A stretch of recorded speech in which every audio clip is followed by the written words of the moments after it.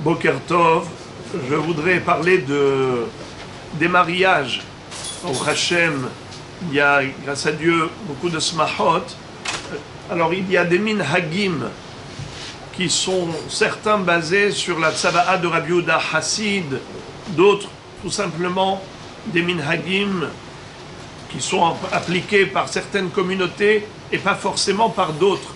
Alors je voudrais parler de trois choses. La première, c'est lorsque le nom du Hatan correspond au nom du beau-père, ou le nom de la Kala correspond au nom de la belle-mère.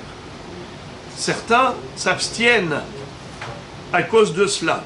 Ce qu'il faut faire tout simplement, c'est de rajouter un nom. C'est-à-dire que, premièrement, il n'y a pas à tenir compte d'Avka de ce minhag, dans le sens où il ne faut pas empêcher un mariage à cause de cela. Et même ceux qui ont peur, alors c'est très simple. Il suffit de rajouter un nom au Hatan ou à la Kala, et comme ça, le nom est différent. Car, par exemple, je vais dire quelqu'un s'appelle Yosef et l'autre s'appelle Yosef Yitzhak. Eh bien, ce n'est pas pareil. Car les deux noms, ensemble, c'est un nom différent. C'est pas la même chose. Yosef, c'est Yosef. Yitzhak, c'est Yitzhak. Mais Yosef, Yitzhak, c'est autre chose. C'est ni Yosef, ni Yitzhak. Donc, ça s'appelle un changement de nom. Ceux qui ont peur, voilà la solution. Mais surtout, ne pas empêcher un shidour par rapport à cela. Ou bien encore, deux frères et deux sœurs. Rabbi Yehuda Hassid dit qu'il ne faut pas que deux frères se marient avec deux sœurs.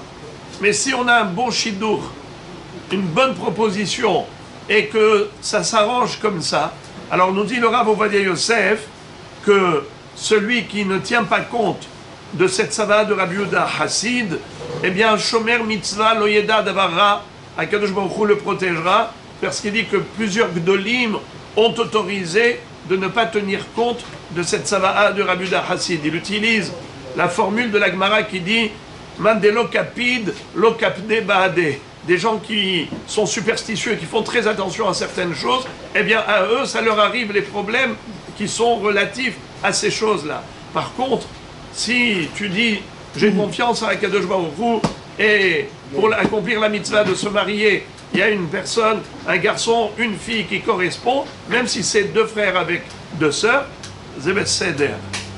Ou encore le minhag de jeûner le jour de la Choupa. C'est un bon minhag ashkenaz. Alors il dit pour les Sfaradim, on n'est pas tenu de ce minhag. Celui qui veut le faire que la kavod. Mais il faut le savoir que, ça, comme ça il dit, Etzel asfaradim verov edot amizrach, lo naagu bazeklal. Alors il dit même ceux qui avaient l'habitude dans leur famille de jeûner la veille du mariage, le jour d'Achoupa, en dehors des Eretz Israël, quand ils étaient en Chutz La'aretz, en diaspora, maintenant qu'ils se sont installés en Israël, ils peuvent changer leur minhag et faire comme les Sfaradim en Israël. Mais bien sûr que les Ashkenazim, même en Israël, ont le minhag de jeûner. Donc une fois de plus, c'est arbitraire, bien que ce soit quelque chose de positif, bien sûr. Également, la prière de minha avant la Choupa. Le Hatan, dans plusieurs communautés, on a le minhag de faire minha de Erev Kippour. C'est-à-dire, comme minha d'avant Kippour, on a à la fin de la Hamida, le long Tahanoun, avec tous les alhet et ainsi de suite. Parce qu'en effet, le Hatan veut obtenir le pardon de toutes ses fautes avant d'entamer sa nouvelle vie. Et comme dit d'ailleurs le Yerushalmi, que le Hatan mohalino al kol avonotav, le Hatan, il obtient le jour de son mariage le pardon de ses fautes. Donc certains ont le minhag, à minha avant la Choupa, de faire minha de Erev Kippour. Mais le Rav Ovadia Yosef dit que nous, on n'a pas ce minhag, et donc il dit même au contraire, avant la Choupa, on commence déjà à entendre les sons musicaux de la préparation à la Choupa. Il dit qu'on ne fait pas Tahanoun à ce moment-là.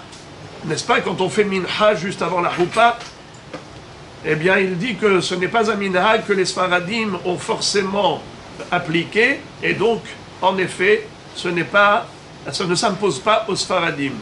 Mais celui qui fait mincha avant, alors c'est bien qu'il fasse en effet ce tahanout de ces vidouim de veille de Kippour et que Akash Baruch Hu nous fasse entendre que de très bonnes nouvelles qu'il y a. Amen.